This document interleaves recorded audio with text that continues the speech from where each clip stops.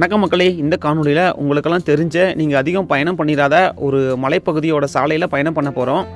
நம்மளோட காணொலியில் எப்போயுமே மலையோட அடிவார பகுதியிலேருந்து மலையோட உச்சி பகுதிக்கு தான் பயணம் செஞ்சுருப்போம். ஆனால் இந்த காணொலியில் மலையோட உச்சி பகுதியிலேருந்து மலையோட அடிவார பகுதிக்கு நம்ம பயணம் செய்ய போகிறோம்.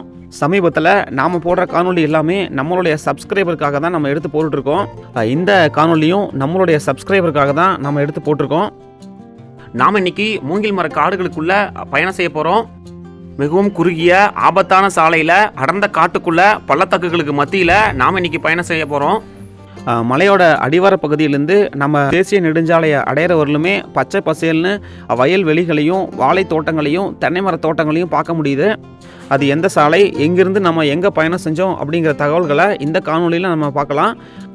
இந்த காணொலியில் திருவண்ணாமலை மாவட்டம் ஜமுனா மரத்தூர்லேருந்து வாணியம்பாடி வரலும் பயணம் செஞ்சுருக்கோம். இந்த முழு காணொலி நம்மளுடைய யூடியூப் சேனலில் வந்திருக்கு. மறக்காமல் போய் காணொலியை பாருங்கள்.